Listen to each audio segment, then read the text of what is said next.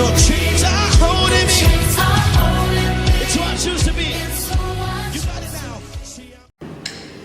Nashiriki pamoja na siku ya leo juu ya call and provision.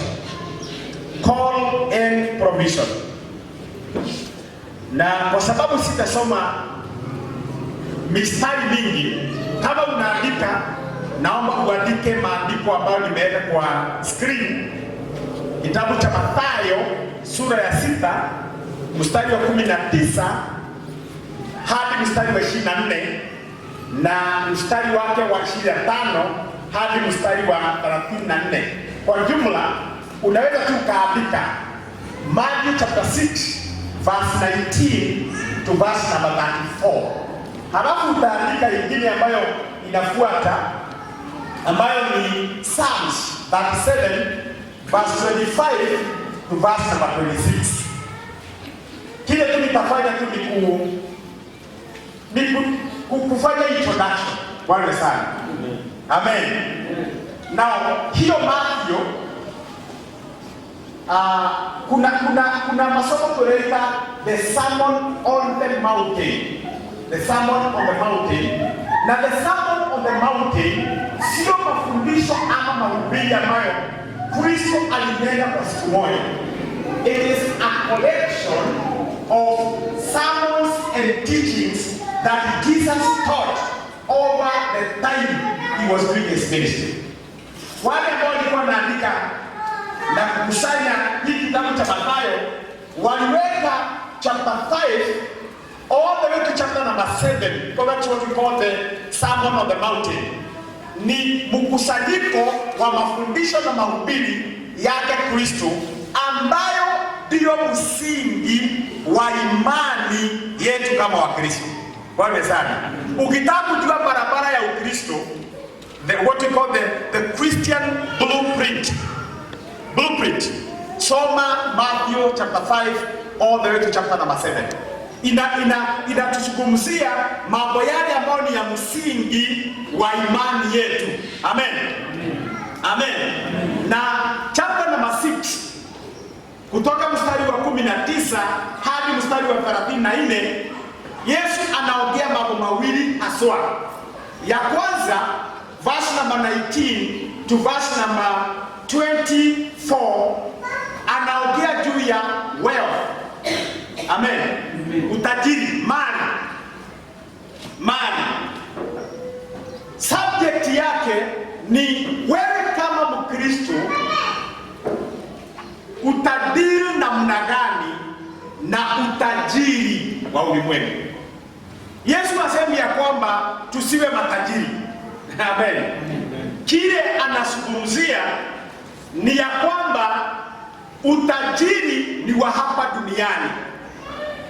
Kwa hivyo anasema weka moyo wako mahali pale utajiri wako uko. Kwa sababu normally kama wanadamu wa kawaida mioyo yetu inavutwa sana kwa mambo yale ambayo tunapenda. Either iwe ni utajiri wetu ama wake zetu, bwana zetu, watoto wetu, tunavutwa sana na mambo hayo. Na kwa hivyo kuna uwezekano mawazo yetu yasifikirie mambo ya mbinguni, tunafikiria tu mambo ambayo ni ya hapa ulimwenguni. Na kwa hivyo Yesu anazungumzia, anasema weka moyo wako mahali pale ambapo watu wanaoharibu mali hawawezi wakafika hapo. Lakini ukiweka mali yako hapa duniani, moyo wako uwe hapa duniani, mawazo yako iwe hapa, hiyo mali inaweza ikakuliwa. Zinaona hiyo? Inaweza ikatoweka, inaweza ikaondoka na ni ya muda. Kwa hivyo kama unaishi haya maisha, usiishi kama haya huu ndio mwisho wako. Amen. Hata kama uko na nyumba ya kifahari namna gani. Amen. Kama moja nimeona jana kwa gazeti ya 150 million ya mtu mmoja wa Kenya. Wale waliona wanajua kile naongea mambo yake. Hata kama nyumba ya aina hiyo, lakini mawazo yako na moyo wako usiweke hapo.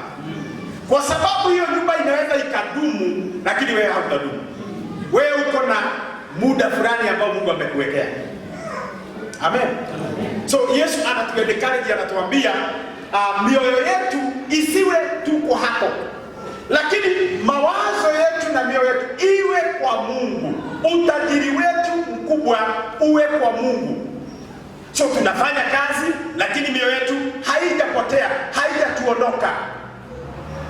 Tunaendelea na kazi, tunaendelea na biashara, lakini tusipotee katika mawazo yetu kwa mambo ya mbinguni na mambo ambayo ni ya kudumu.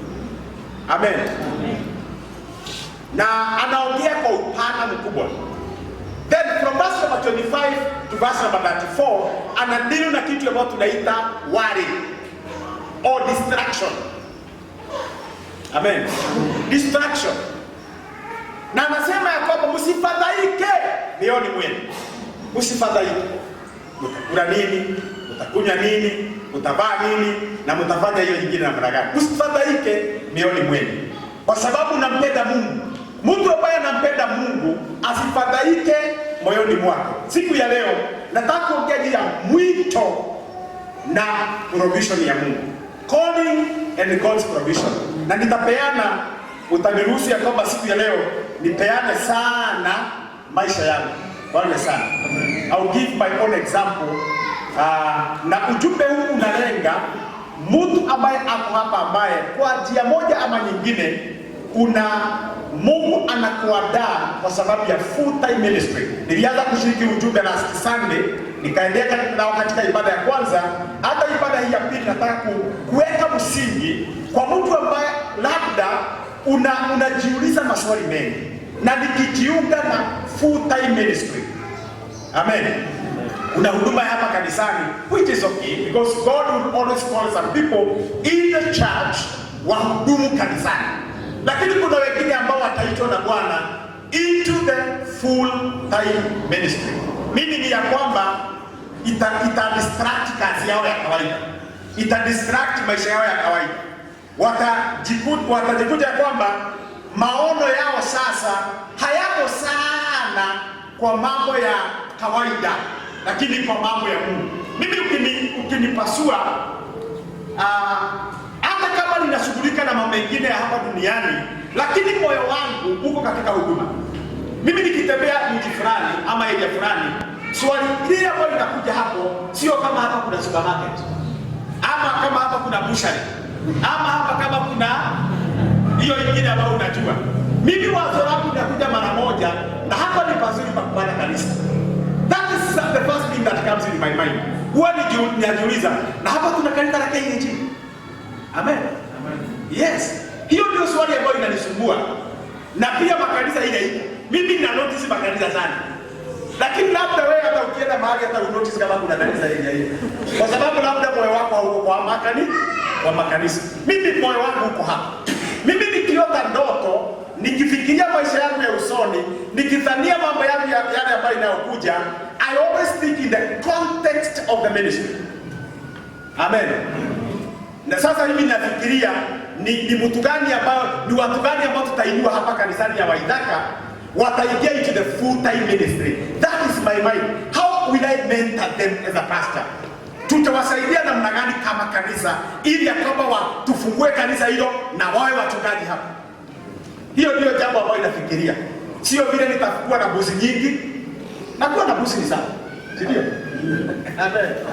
Amen. Hivi mawazo yangu ile niko nayo ni vile ya kwamba katika kipindi changu cha adogo tukoleti ya mwisho, lakini who knows ya kwamba ni kipindi yangu ya mwisho ya huduma. Mawazo yangu sasa sana iko na mambo ya mentorship. Whom can I mentor? Na already kuna wachungaji kadhaa, a number of pastors ambao nina mentor sasa hivi. Wakiwa na jambo wanakuja kwangu. Na wengine wanatuletea kakuku. Wanakuja kuona baba wa kiroho. Nimeanza kuona hiyo buzi, simuliona wakati mmoja buzi hapo. Wanataka kuangalia baba yao wako namna gani. Mimi sasa hivi nachangia sana also mentorship ya wachungaji. Na niko na orodha kubwa ya wachungaji ambao ninawa encourage. Wakija kwa ofisi, kwangu, bali na kile wanataka ninawaketisha chini, ninawaadvise, ninawaambia na mtu aendaje hivyo anaendaga hivyo. Kuamini Mungu na kutegemea Mungu ni kwa njia hii. Amen. Na kwa hivyo ujumbe wa siku ya leo haswa ninalenga kwa mtu ambaye anataka kuingia katika full time ministry, na pia mtu ambaye anataka kumtumikia Mungu hapa, lakini sometimes unakuwa na conflict ya ile kazi ambayo unafanya. Hujui ni wakati gani unahitaji ile kanisani, hujui ni wakati gani ambao unahitaji kujipeana kwa Bwana. I want us to address that. Kama hauko kwa hizo mbili, labda huu ujumbe sio wako. Kwa hivyo tutaomba baadaye na tutabarikiwa na uimbaji wa siku ya leo, na ni sawa tu. Amen. Amen. Now, I want to look at one scripture before I go into my life. Psalms 37. Ambao uko kwa screen. Amen. Na kuna kitu Mungu amenibariki nao ama haiwezi kubadilika. Ndio vizuri kwa screen ya kuniachana nayo. Now, this is David. David anasema, I remember who was David. Who was David? David was the king of Israel. He was a king. Na bali kuwa a king, he was also a worshiper. Amen. Yeye alianzisha ile tunaita liturgical worship. Liturgical worship. That organized worship ya temple, yeye ndiye ambaye alianzisha. He was a worshiper. Kwa hivyo alikuwa pia anadili na mambo ya hekalu. Na katika Zaburi ya 37 mstari wa 25 hadi mstari wa 26 anasema, wakati huu sasa amekaa miaka mingi. Bwana sana. Anasema I was young. Ndio. I was young. And now I am old. Amen. Amen. Ana reflect. Kuna wakati ambao alikuwa kijana mdogo, lakini sasa yeye sasa ni mzee. Yet I have never seen the righteous forsaken. Bwana sana. I have never sijawahi kuona mtakatifu wa Mungu akiwa ameashiriwa na Mungu. Amen. Sijawahi kuona. Na narudi kama mtu ambaye alikuwa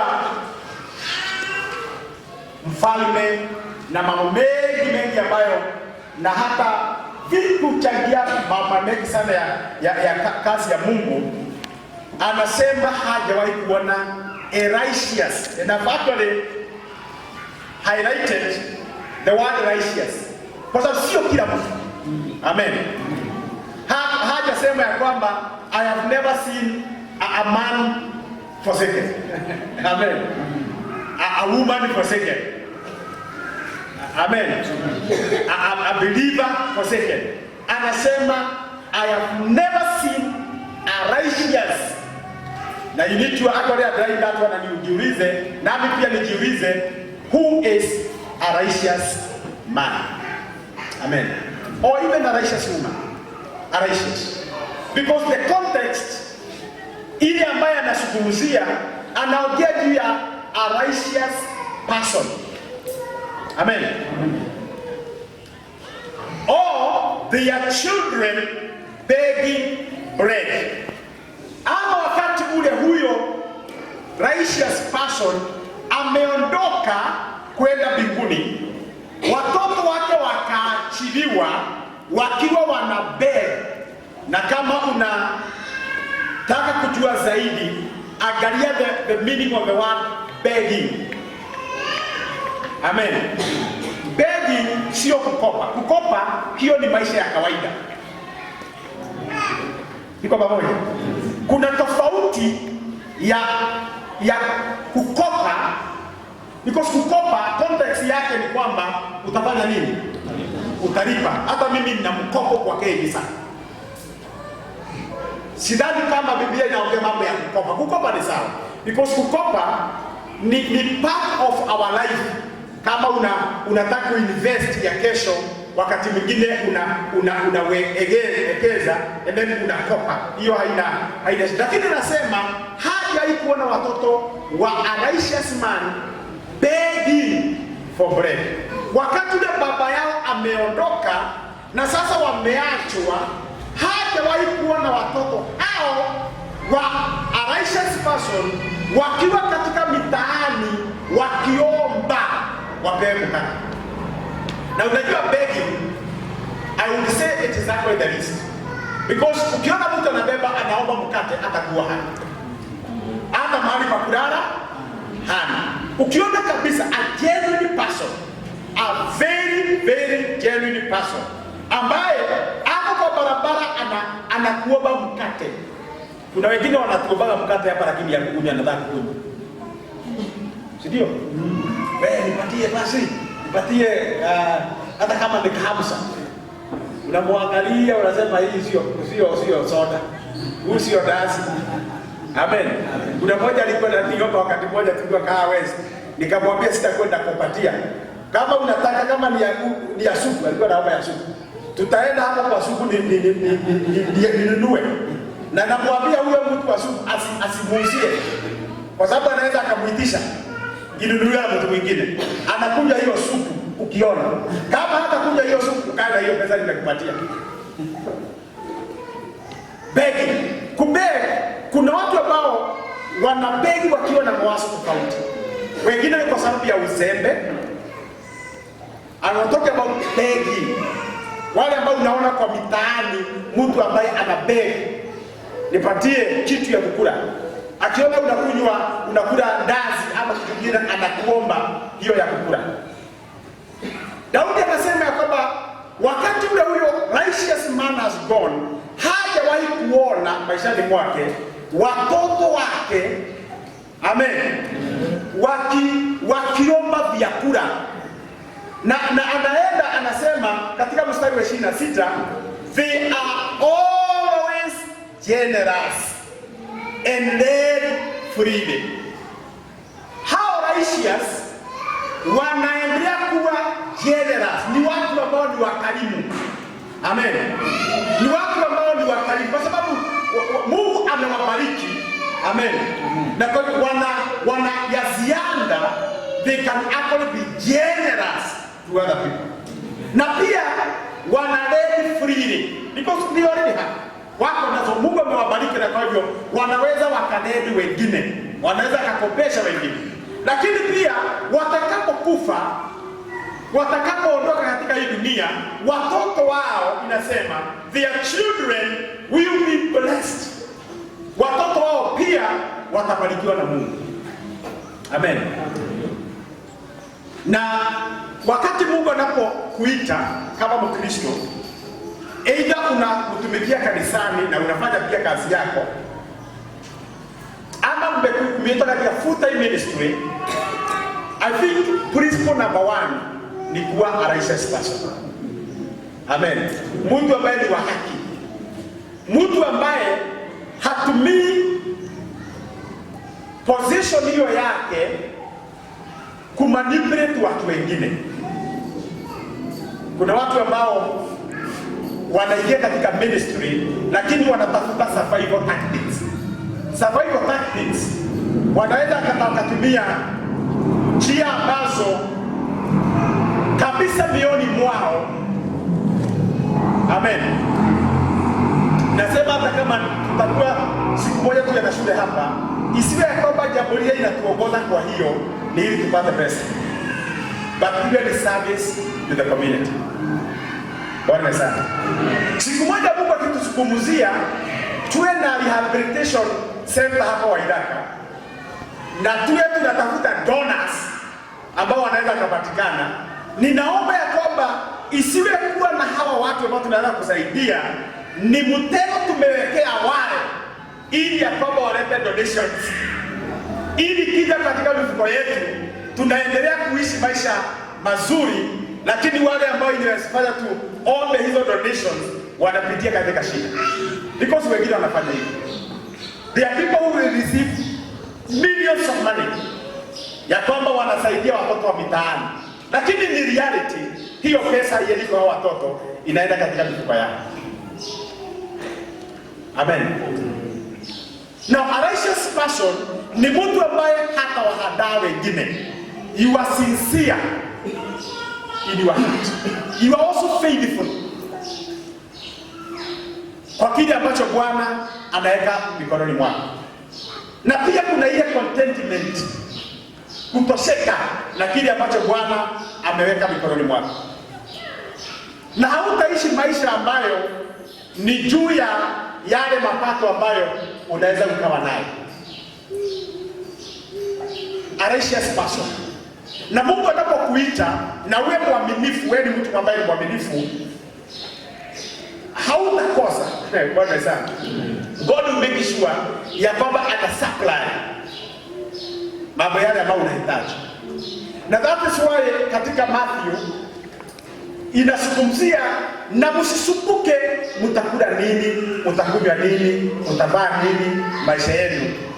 Na anapeana mifano mitatu, anaongea juu ya wanyama wa mwituni, ndege wa angani wakiwa example, si Bwana ndiye anawalisha. Anaongea juu ya maua ya kondeni ikisimamia miti yote ya dunia, si Mungu ndiye ambaye anairebesha. Anaongea juu ya wale wasio muamini Mungu, the pagans, si hata nao wanashughuliwa na mambo hayo. Mstari wa 33 anasema tafuteni ufalme wa Mungu na haki yake, na mambo hayo mtaongezewa. Na msisumbuke pia kwa sababu ya kesho, kwa sababu kila siku shida iko nazo. Usiwe unasumbuka kwa sababu ya kesho, kwa sababu kesho itajisumbulia. Amen. So katika mwito wa Mungu, Mungu anapoita anahakikisha kwamba kile ambacho unachokihitaji Bwana ataweza kukiweka wazi. Kile tu Mungu anataka katika maisha yako ni uaminifu wako. Bwana sana. Amen. And I want to teach you something that's very very important. Unapoitwa na Mungu na wewe ni Mkristo na uitwa na Mungu mtumikie Bwana, be faithful in your tithing. Be faithful in your tithing. Toa tithe. Amen. Toa tithe yako. Tithe ni 10% ya mapato yako. 10% of your income. Na usibishane na Mungu ni gross. There are people who really struggle. Wakijiuliza kama ni gross, ama ni hii, hapana. Don't struggle. In fact, mtu yule ambaye anakupea hiyo pesa ni Mungu mwenyewe. Ndio? Na hata nguvu za kufanya kazi, neno la Mungu linatuambia ndiye anafanya nini. Don't struggle. Ukitaka kutumikia Bwana na Mungu anahakikisha kwamba anakupatia, usichukue 10%. Amen. Na unajua hauwezi kumfisha Mungu. Usiwe ya kwamba hili nitatoa lakini hizi nitatoa. Si Mungu anakupatia. Amen. Na kwa sababu yeye anakupatia, wewe tu uwe mwaminifu kwa na hata hiyo dogo ambayo utapata. Even that little that you are actually earning. Hata ukiwa mwanafunzi. Mimi nilikuwa katika chuo South Korea. Nikiwa mwanafunzi na pia nilikuwa na hudumu. Nilikuwa na envelope yangu ya tithe. Na hiyo envelope, kwa hiyo ni kanisa kubwa sana ya over 100,000 members. Kila sehemu ilikuwa na mahali pale hizo bahasha zilikuwa zinawekwa. Sunday ama ile siku ambayo ninakuja kutoa, ninaenda kwa hiyo sanduku yangu, ninaitoa, ninaweka pesa, naweka hapo, nao inahesabiwa, wakihesabu wanarudisha hapo. Every Sunday unakuta kama kuna mahali pale zinawekwa. Na mimi nilikuwa mwanafunzi, nikitumia mama kile ambacho tunamtumia, naye anatoa tithe. Kahawa wewe alikuwa anatoa tithe yake hapo. Hata kama nimeitolea upande ule, naye anaona atolee kwa sababu yeye amepokea, sasa ni yake, sasa naye afanye nini? Sasa naye atoe. Hata siku ya leo mimi ninajua mahali pale napataka pesa. Ninajua kwamba ninapataka pesa hapa, ninapataka pesa hapa, ninapataka pesa hapa, na ingine ni ya kubarikiwa. Unakutana mtu kwa jana kwambia chukua hii, najua.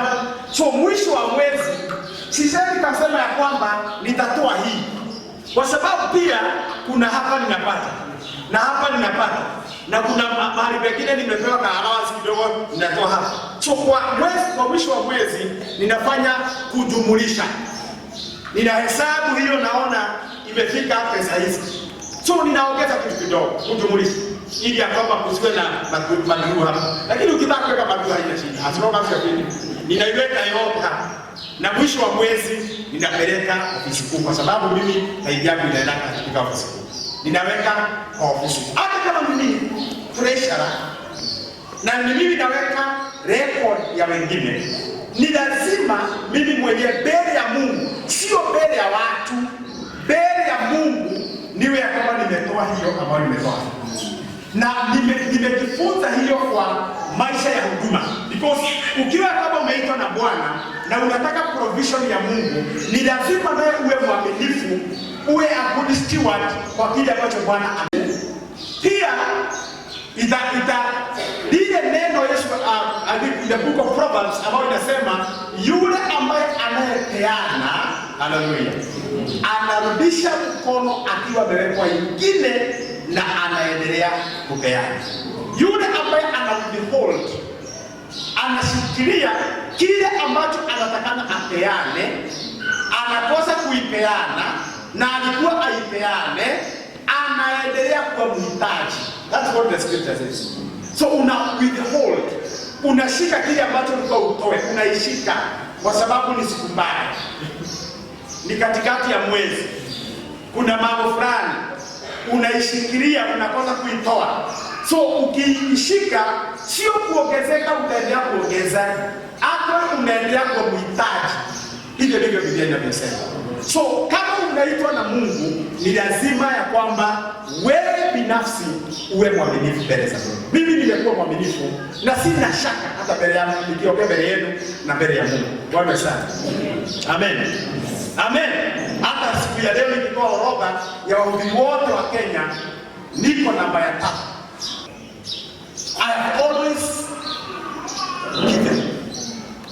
Now provision nayo ya Mungu, because provision ya Mungu kuna vile maandiko inasema. Bwana sana. Na hawezi kufanya kinyume ya maandiko na utarajie ya kwamba utakuwa na kitu kingine. So ukiitwa na Bwana kwa sababu ya provision ya Mungu, ni lazima kitu ya kwanza uwe mwaminifu na zile fedha ambazo Bwana anaweka kwa mkononi mwako. Hebu tupigie Bwana makofi. Hata kila mwanafunzi uwe mwaminifu. Bwana sana. Bwana sana. Na tithe sio wingi kwa pesa, ni uaminifu. It's the condition of the heart, not the amount. Ikija amount nzuri sana, lakini iwe kama ni uaminifu wa moyo wako. Amen. Amen. Na unapotoa hata hapa kanisani, usitoe ukifikia kama pasta kuja ndiye anakula. Unajua kuna watu ambao wanatoleana pasta, wanafikiria ya kwamba ninatoa kwa sababu ya pasta. Please don't. Don't. Usitoe ukifikiria ya kwamba tunatafuta hivi. Makanisa mengine wengine wanafanyaga hivi, lakini sio mimi. Sio mimi. Mimi kuna haki ile ambayo ni yangu hapa, lakini hiyo pesa ambayo tunazoitoa inafanya kazi ya Mungu. Na naweza nikadhibitisha hiyo, na wazee wale tuko nao wanaweza kudhibitisha hiyo. Bwana sana. Mimi sometimes I even go even to a man, see the people. It's true. Na wewe labda unafikiria na usitumie taifa. Wakati wengine ambao wana mawazo ni pasta anatoa taifa. Na kwa hiyo unachukua pesa unatumia, usitumie. Umeweka namba ya kanisa pale, weka hiyo pesa pale. Mimi hapa hivi napokea na sibara kwa akaunti ya kanisa. Nowadays labda ni mtu mmoja, ni mtu mmoja peke yake. Lakini sikumana usitumie. Toa kwa Mungu. Bwana sana. Amen. Toa kwa nani? Kwa Mungu. Na ukifanya hivyo utarealize ya kwamba naye Bwana anakubarikia. Ni kwa nini nasema hivi? Kwa sababu when God calls you, anakuita akijua kwamba kuna kanuni fulani ambazo ni lazima uzifuate ukiwa Mkristo. Kwa hiyo ukiwa mzee, be faithful to God. Be faithful. Mungu aliponiita katika huduma, I go now to my story. Mimi nilizaliwa katika familia ambayo haikuwa tajiri. Sikuzaliwa katika familia ambayo ni ya matajiri. Nilizaliwa katika familia ya mahali ambapo hakuna uwezo mwingi wa kifedha. Na I remember the first time Mungu nilipoingia katika Bible school, hata ni harambee ilifanywa kanisani. Ikanilipia mwezi tano moja. Na hivyo nilipia tano hiyo moja, hiyo ingine iliyobaki ikafanya kazi ya Mungu, which is okay. Amen. Tamu ya pili nikafukuzwa. Sina hata nauli. Mimi niliingia Bible school 1990 nikiwa na shati mbili kama hii.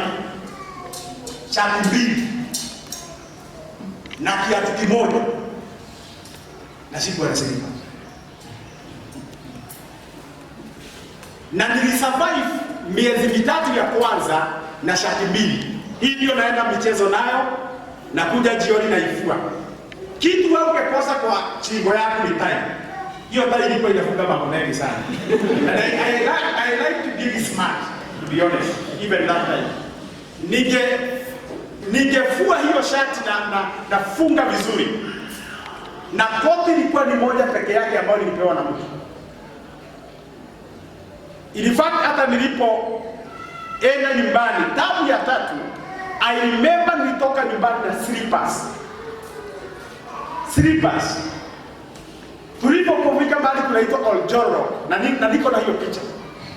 Nimeipreserve ile inakunikumbusha na inaniondolea kiburi kama inaweza ikakimbia. Ili Mungu haya ananikumbusha mahali pale nilitoka. Na nikiwa hapo ndugu moja, pasta moja anaitwa Waweru, ambaye anahubiri mahali kunaitwa Githogoro. Tulikuwa na yeye. Tulipofika Oljoro akaniuliza, "Pastor, au by the way, hata sikuwa sana pastor, unaenda na slippers?" Na hivyo na nikasema ndio.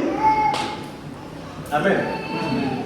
Akaingia kwa duka, akakopa kiatu. Akanipatia kaniambia nitaanza hiki. Nikavaa hiyo kiatu.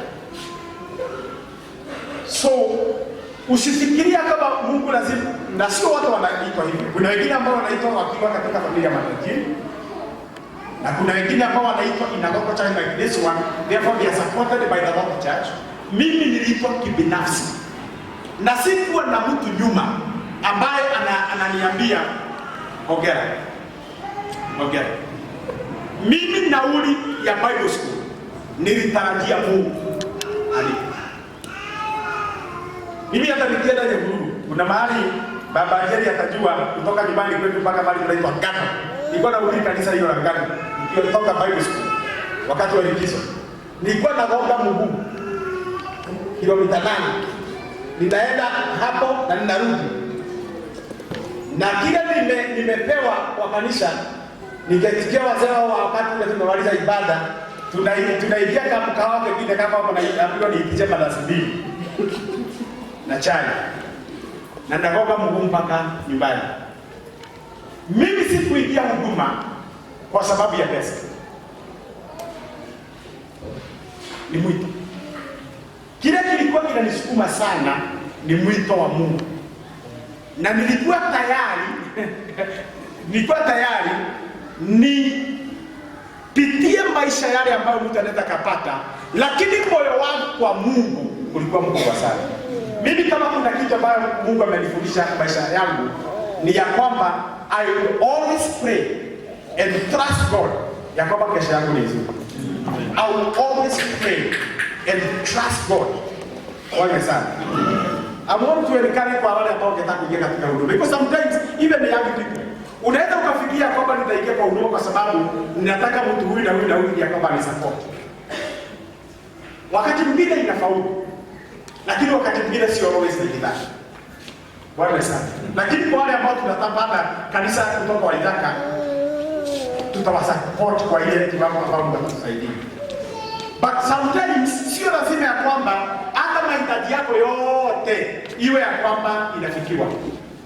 Kitu kimoja ambacho Mungu alianza kunifundisha nikiingia katika huduma miaka 30 ambayo imepita ni kumtegemea. Trusting him. Na kitu kile alifanya ili kwamba nianza kumtegemea, alianza kuharibu foundation yangu. Mahali pale ningeshikilia, hapa ndipo ningepata pesa, alianza kushake that foundation. Kanisa la nyumbani kwanza, hiyo ndio ilikuwa ya kwanza. Akashake to a point ya kwamba hakuna mtu ningeenda nyumbani nimwambia kwamba nisaidie. Hiyo alishake hiyo. Ya pili ni watu wetu. Nina ndugu ambaye nampenda sana Mayenda brother. Yeye alikuwa ananifundisha, ananisomesha nikiwa primary high school. Yeye alikuwa na kuna wakati mmoja nilijaribiwa kwenda kwake. Nilipokosa karo na nikakosa kila kitu.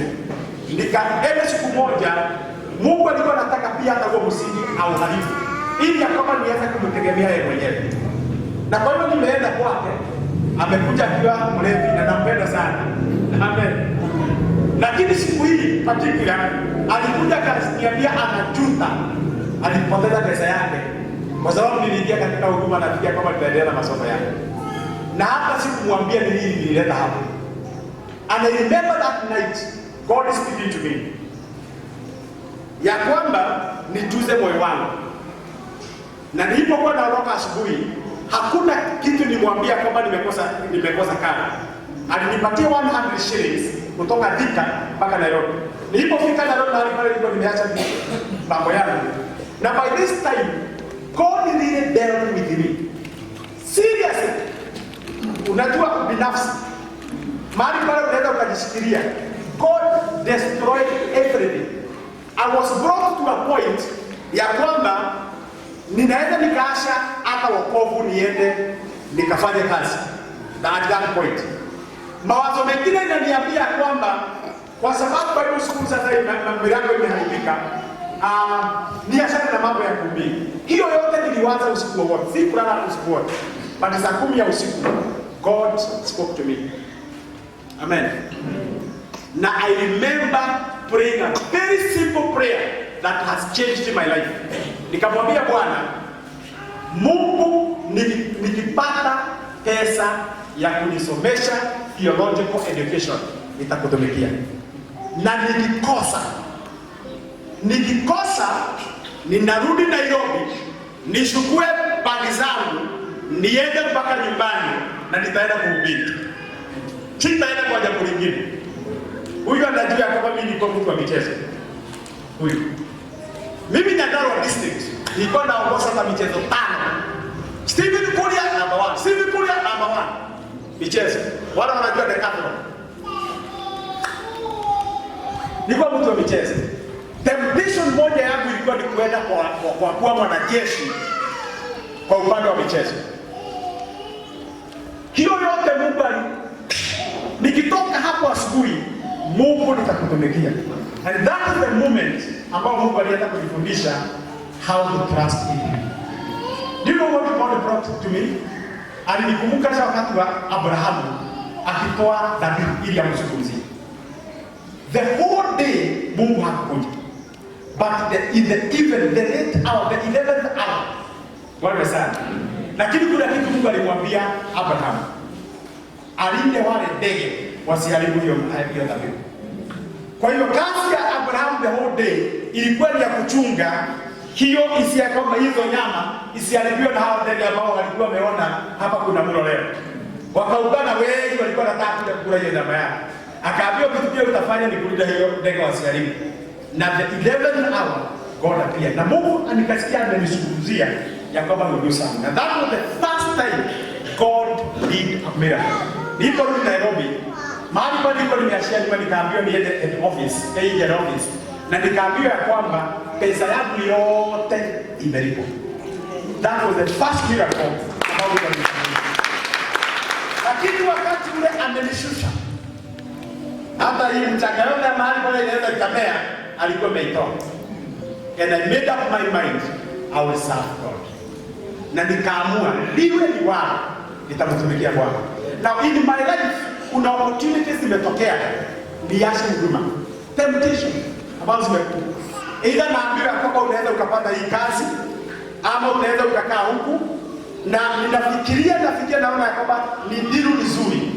Lakini I always remember that day ambayo nimewaambia.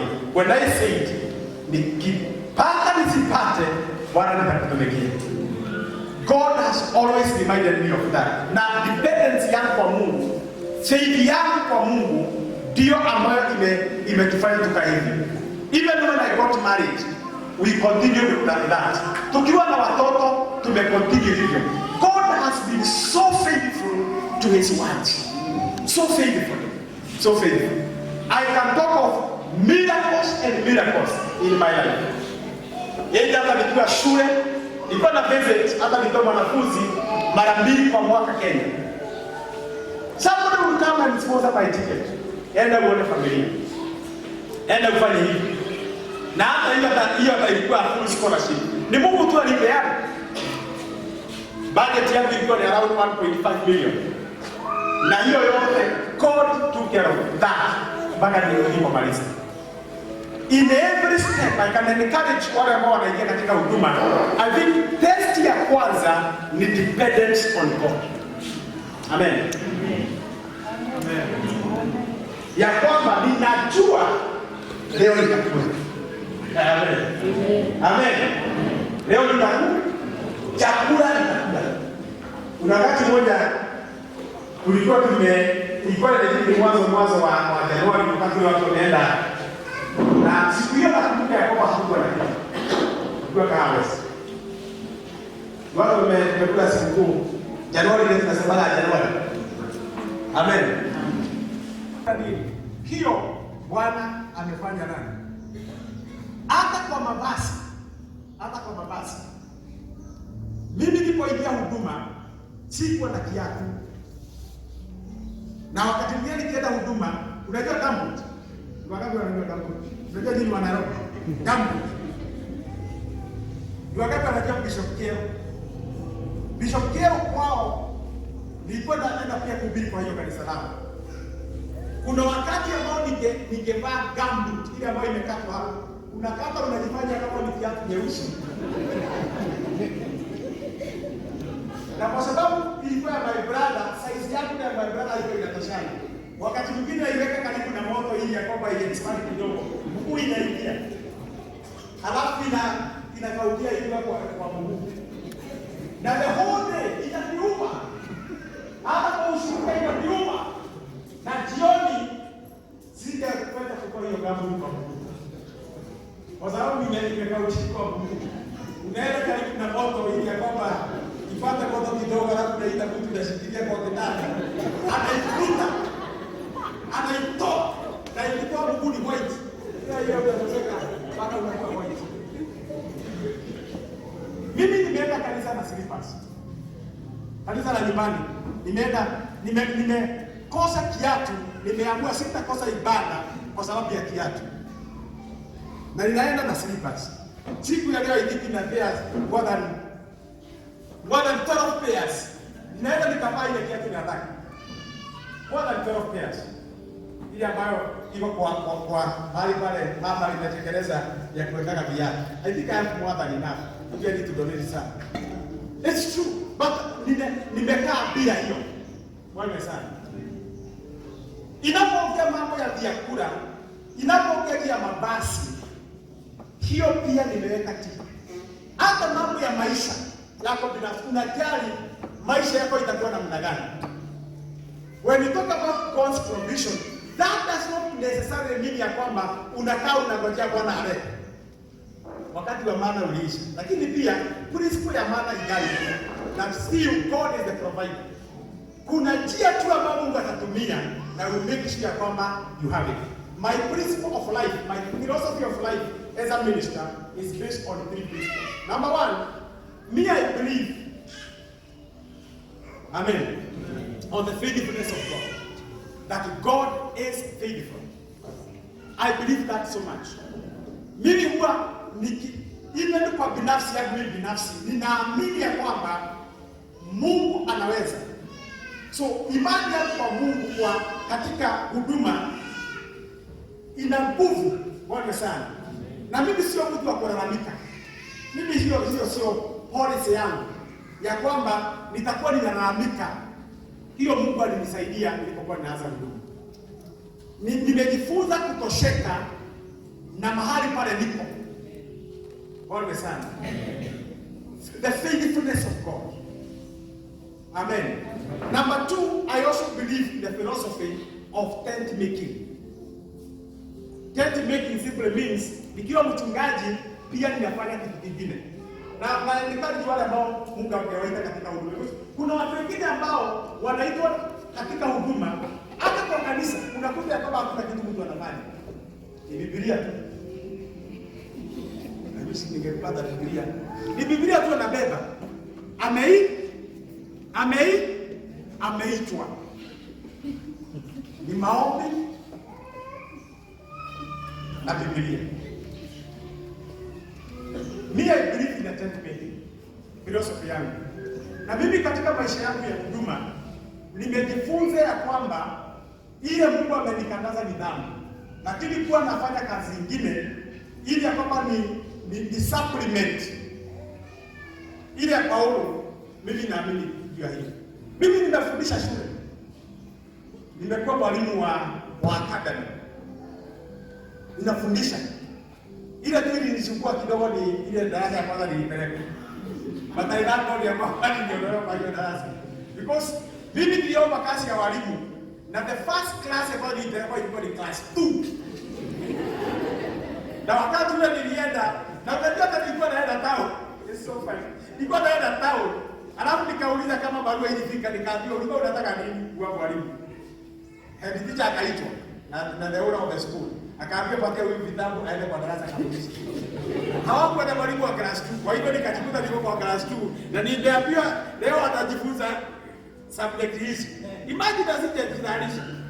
Sasa wakati ninazungumza nasikia mtoto ananiambia, "Teacher, ya shirabi." Shirabi.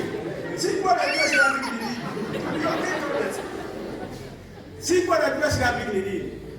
Naongea ananiambia, "Teacher, ya shirabi." Sasa ndio sivyo wote wanasema shirabi ni nini. Ilifanya nilienda jioni nikatafuta kwa dictionary. Wote sikuwa najua mambo ya shirabi. But the point here is kwa neema ya Mungu niliondolewa hivi because walirealize ya kwamba I had done theology na kwa hivyo walikuwa wanatafuta mtu ambaye anawasaidia na pia my certificate wa mathematics sciences and blah blah nilikuwa nimepita vizuri, kwa hivyo nikapelekwa hapa primary from class 4 kuendelea juu na nikawa nafundisha. So nimefundisha na hata nilipoacha hiyo Mungu kwa njia nyingine akafungua mlango wa kufundisha Bible school na nimefundisha Bible school for 18 years. So sitakuwa kwamba pia ni mchungaji tu, lakini unajikuta ya kwamba sifanyi kitu kingine. I believe in the principle ya kwamba utumie muda wako vizuri, ya kwamba hudumu bwana sana, lakini pia wakati ule kanisa iendelee kufanya kitu kingine. Na my principle is this: wakati ambao singekuwa kwa kazi, hata tukiwa kama West inakuwa na lunch hour meeting, nilikuwa na conduct lunch hour meeting. Kama siko kwa kazi nilikuwa kwa lunch hour meeting. So sijawahi kufua kwamba wale wachungaji tunakuja kwamba anakaa nyumbani. Bwana sana. No, I've never lived a life like that. I think in my life I've never known ya kwamba tukukaa atinaamka asubuhi ya ulipo unaenda. My life has always been either niko kwa shule ama niko kwa Bible school ama niko kwa kufanya na maji. Mimi sinaga time hiyo, kwa mfano kwa wakati kuna time ambao unapumzika. I don't know that. Na hata nilipoingia kwa ile ofisi ambayo niko dakika hii, I thought ya kwamba ni mahali pa kupumzika, but I also realize ya kwamba sio rahisi because every single day mama huyu anaweza kawaambia the time I wake up in the morning, the time sometimes I sleep in the evening. My philosophy imekuwa kwamba as I serve the Lord, let me also do something else. Na nimwambia Mungu anipatie ministry related thing. Kitu ambacho kinaleta na ministry. So I am also doing ministry in the other area. Tuko pamoja? In the other area. Now I also do that, Mungu pia anasaidia. My other philosophy of ministry ni mambo ya giving. Me, I believe in the principle of giving. Bwana sana. Amen. I believe in the principle of giving. Mambo ya sio tu taini peke yake, lakini kupeana hivi hiyo si ya struggle nayo. Ya kwamba I can even give someone 50,000. I have not struggled with that. Kitu ambacho nimehisi moyoni mwangu, kuna wakati mwingine ninamenyana nayo, I will struggle, nitoe ama nisitoe. Last month nilikuwa nimeenda Kisumu, tulikuwa mkutano huko. Sabe hiyo nikapelekwa kanisa fulani within the Kisumu town, na hiyo kanisa wana mabati na chuma lakini hawana mawe, na nilikuwa mhubiri wa hiyo siku, na nilikuwa na ya 50,000 nilikuwa nataka kuweka kwa account yake. Na nilikuwa nimeinvest. Mimi kwa nini nimeinvest? Kwa banki yake. Nasikia kitu kia toa. Baada nasema hapana. Hii sio Mungu. Sio na ni Mungu ama ni mimi najieleza. Ama niko nao nimeona kuna hitaji. Na nikasema hapana, hiyo sitatoa. Kile ndio ndio na nikaambiwa sitatoa. Lakini nilipokuwa nafunga kwa maombi, nilijikuta ya kwamba nikiomba, nilipomaliza tu hivi nawaambia Mungu ananishughulikia kwamba ni. Na yote ikaenda. Na nikiambiwa kwamba nitatoa inafanya nini? I've not struggled. Because if you want to serve in the ministry, na unataka pia God provision ya Mungu ya ndani yako, you also have to invest in others. Bwana sana. Amen. Invest in others. Don't struggle. Ya kwamba God has called you, na kile anakupa anataka pia uwe baraka kwa watu wengine. Mama anajua ya kwamba hata tukiwa Kahawa West, hakuna wakati hata moja ambao tulikuwa hatuna mwanafunzi wa East. Mwanafunzi wa East. Every time ungekuja unakuta kuna mwanafunzi wa East. Tulikuwa tunawashukuru kwa sababu gani? Tunawapatia opportunity ya kupractice for practical ministry, na pia tunajua wanafunzi ni watu ambao wana mahitaji. Wakati mwingine wanahitaji dawa ya meno, wanahitaji nauli, wanahitaji hiyo nyingine, na kwa sababu ya my experience niliamua ya kwamba I want to become a blessing kwa wanafunzi wa East. Because wakati wangu kabla sija settle, can I tell you the truth? Kuna wakati ambao ningeoka kutoka town mpaka Buruburu. Wanafunzi kwa mwanafunzi. Kuna wakati ambao ningepiga mswaki na salt. Hauna. You have nothing. Hata sabuni. Ukiingia kwa hizo bafu na angalia kama kuna kamoja kanipatia mtu labda alibatiza huko. Ili ya kwamba uoge naye. Mimi sio mtu wa kuomba. Mungu akunifundisha hivi. Ama kuhadaa watu niwaambie wewe unajua. I've never done that. Na therefore even when nilipokuwa Bible school kulikuwa na kuja hapa Dagoretti. Kuna watu wakanipatia 20 bob. Wakati wa Dagoretti mpaka town ilikuwa inalipishwa 5 shillings. Naona ni zamani.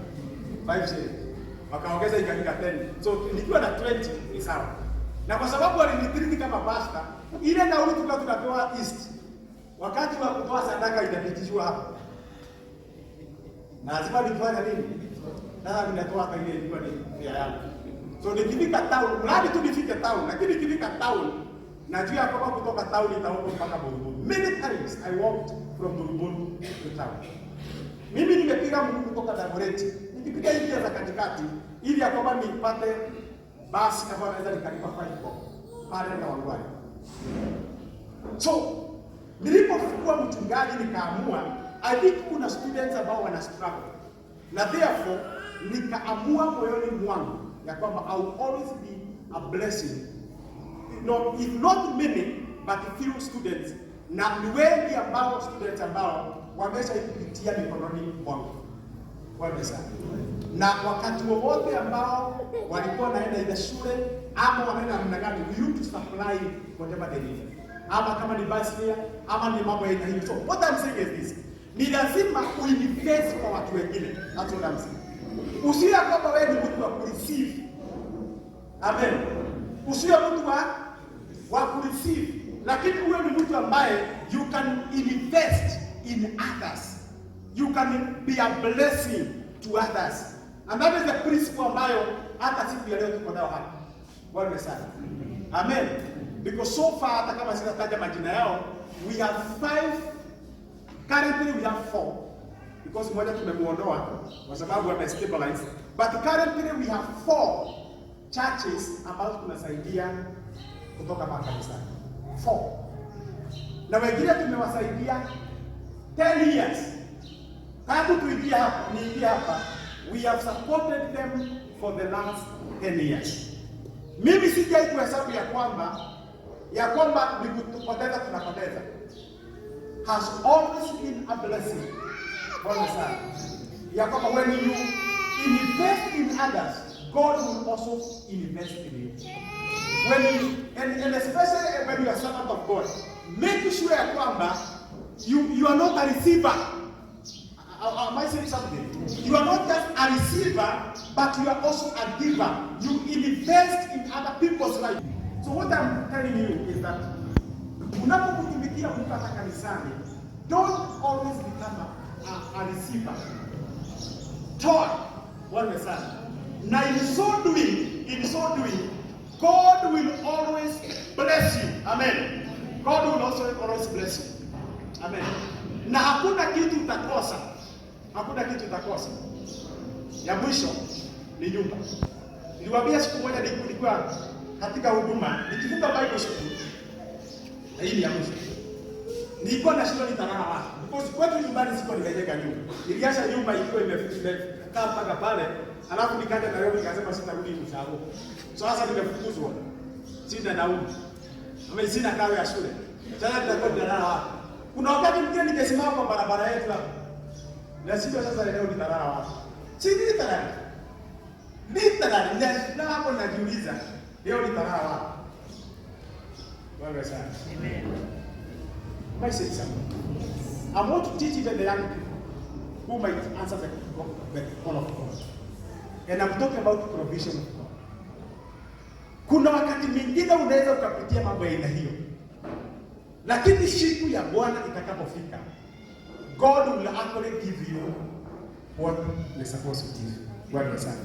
Na kama Daudi akanisema, kuna wakati nilikuwa naanza huduma na mpaka mahali pale nimefika. I can encourage someone. God will never forsake you when you are in His presence.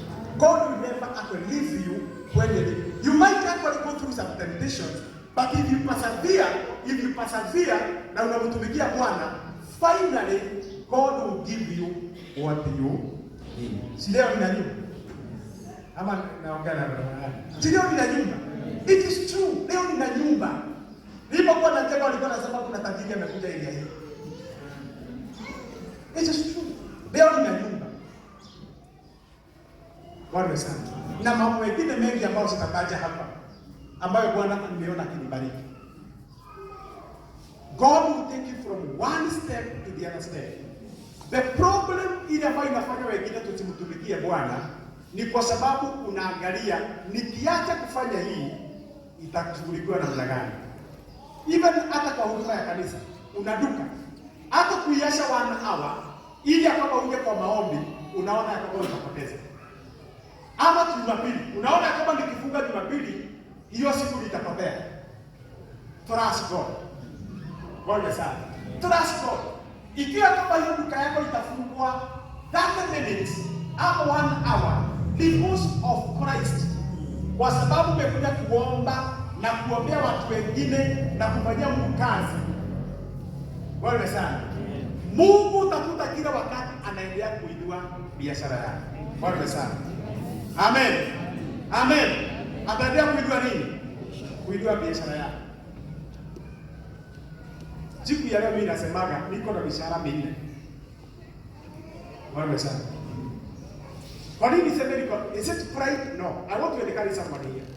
Because there was somewhere I was na niliamini Mungu ya kwamba God will be taking me from one level to the other level. I believe in the principle ya Jabez inaposema Mungu nipanulie. Hiyo nilijifunza 1995. No, 1985. 1985. Bwana sana. Amen. Kuna mwinjilisti mmoja ambaye anaitwa John. Alikuwa anahubiri from that text. Mungu nibariki, unibariki. Mungu nipanulie johazi langu. Mungu mkono wako uwe juu yangu na unipige na mabaya. It became my prayer. Na every time I pray, I always ask God, God, I ask you to be blessed. Enlarge my ministry. Enlarge whatever. One my son. Amen. Now, when I want to serve God, I know to serve God. Not with a lot of strings. Unajua kuna mahali pale una string. One my son. But si kuanza hapa. Kuna mahali pale ambapo nilianza. And slowly by slowly, God actually took me to another different level. Part of my, whatever I get, I serve God with it. One my son. I'm open to you. I serve God with it. I serve God with it. I don't consider that what I have is mine. Mimi Mungu akinishukuzia, hata nikiwa na 30,000, usikuja kwangu niambie nikupatie. Lakini Mungu akinishukuzia ya kwamba nitakupatia au hivi. Na kuna watu hapa ambao wanafanya hivi. Sitaki usiku yangu kwa wangu patie na najua. There are few people here in this church that have faith Mungu amenishukuzia nikupatie hizi. Sio kila mtu, but sometimes I feel ya kwamba Mungu anishukuzia. Na wengine, hata wachungaji wengine, na feel ya kwamba huyu mtu adiki kuna kitu ambacho Mungu ananishukuzia. So part of that I get is not mine. I actually use it to serve God. And therefore, brethren, when you talk about calling and provision, amen. Mimi swali yangu ni hili, ndugu yangu na dada yangu. Unaweza ukamwamini Mungu kiwango gani? Hata ukiwa hapa kanisani, ukiwa mzee, unaweza ukamwamini Mungu kiwango gani? Amen.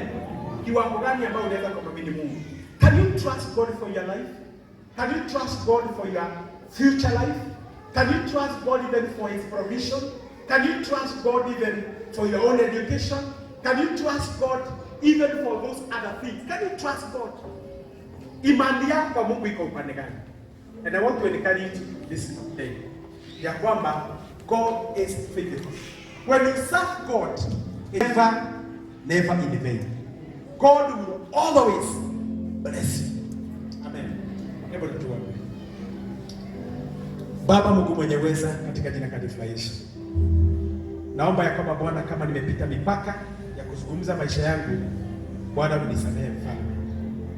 Madhumuni na lengo Bwana Mungu wetu ilikuwa ni ya kwamba kutia moyo watu wako mfalme kupitia maisha yako Bwana Mungu wetu, ya kwamba ni a testimony, oh God, that indeed Lord, unaweza ukaita mtu ambaye Bwana hayuko na hana msingi na akakutumikia Bwana Mungu wetu na ukambariki mfalme wa falme. Bwana, naomba ya kwamba Mungu mwenye uweza, kwa wale ambao unaita katika huduma Bwana, endelea kuwanenea na kuwazungumzia Bwana, ya kwamba Bwana Mungu mwenye uweza, tegemeo lao ni kwako Bwana, ya kwamba chochote ambacho wanachokihitaji Mungu wetu ni wewe ambaye Bwana unapeana mfalme. Bwana, nakupa sifa, nakupa shukrani Bwana Mungu mwenye uweza Bwana. Na naomba pia kwa sababu ya wengine ambao ni washirika hapa, ambao Bwana Mungu wetu wanang'ang'ana Bwana kwa sababu ya kazi zao na wokovu na huduma. Wakati mwingine mawazo inawaingia kwamba waende kwa biashara, wasije katika nyumba ya Mungu. Bwana, naomba ya kwamba usungumuze nao siku ya leo, ya kwamba hata wakati ule ambao wamejinyima kwa kazi zao na wanakuhudumia Mungu mwenye uweza, baraka zako zitakuwa wakati wote wako pamoja naye mfalme. Bwana, hata katika utoaji wetu Bwana, kubariki wengine, hata fungu zetu za 10 Bwana, tusaidie Mfalme. Nena pamoja nasi, kwa sababu kuna kanuni zile ambazo umeweka, na tusipofuata hizo kanuni Bwana, kila wakati tunanungunika ya kwamba hatuna hiki na kuna kile kingine, na ni kwa sababu wakati mwingine tumekosa kufanya yale ambayo Bwana umetuambia tufanye. Kwa hivyo naombea kila mmoja wetu ambaye anasikia ujumbe Bwana, kufanya sehemu yetu Bwana Mungu wetu, na kufanya na kuashia hayo mengine kwa Bwana. Na pia naomba kwa sababu ya wale ambao wamejitoa kwa miaka mingi Mungu Bwana, wamefika kiwango ambao wanajiuliza mioyoni mwao kama kuna faida kumtumikia Bwana. Wamekuwa waaminifu kwa taifa, wamekuwa waaminifu kwa huduma, wamekaa katika wokovu, wamevumilia mambo mengi Bwana Mungu mwenye uweza, lakini katika mioyo wanajiuliza kuna faida gani Bwana ya kukutumikia Mungu mwenye uweza. Siku ya leo Bwana, nawaombea ya kwamba Bwana majeshi uwakumbuke katika jina takatifu la Yesu. Thibitisha, jionyeshe, jihidhirishe katika maishani mwao Bwana wa majeshi, ya kwamba kukutumikia Bwana sio kazi bure, Mungu mwenye uweza. Na wakati wako unapofika Bwana, unawainua na kuwabariki marandufu, na unawanitishia zaidi ya kile ambacho Bwana walichokuwa nacho Bwana Mungu mwenye uweza. Na wale ambao wanatambia kwamba wamepoteza kwa sababu ya kuwa katika huduma Bwana, wasungumuzie na maneno ya Ayubu Bwana, yule ambaye aliyepoteza kila kitu, lakini Bwana akawa mwaminifu kwako Bwana, na mwishowe ulibariki mara 2 kwa zile ambazo baraka alikuwa nazo Bwana. Na kwa hivyo naombea kila mmoja wetu Bwana majeshi, watu wako wabarikiwe Mfalme wa falme, kazi zao zibarikiwe Mungu mwenye uweza, na mawazo yao ibarikiwe Mfalme, na chochote wanachokifanya Bwana Mungu wetu na Baba wetu kiwe kimabarikiwa nawe Mfalme. Bariki familia zile ziko hapa Bwana, bariki kazi zao Bwana Mungu mwenye uweza, na hata kama kuna moja ambaye Yesu hajakuamini kama Bwana mkombozi wa maisha yake Bwana, ninamwombea siku ya leo Mfalme, ya kwamba uguze moyo wake Bwana, moyo wake ukukaribia Mungu, moyo wake ukuje karibu nawe Mfalme wa falme, kwa sababu tumaini letu kubwa Bwana ni kwako Mungu mwenye uweza Mfalme, kwa sababu ni wewe ambaye unayetufundisha, unayetusaidia Bwana Mungu mwenye uweza, unayetoa mtu Bwana wa majeshi katika mavumbini, na unafanya akae kwa kiti cha enzi Bwana Mungu wetu. Na kwa kila mmoja ambaye anayokutumikia kwa uaminifu Bwana, wasaidie na wabariki Mungu wetu, na watu wako waone uso wako na baraka zako katika jina takatifu la Yesu. Nakupa sifa na shukrani na utukufu katika jina la Baba na la Mwana na Roho Mtakatifu tumekuomba. Nimetupigia Bwana makofi na kukaribisha kiongozi wa ibada. Praise the Lord. God bless you. Bwana awabariki sana.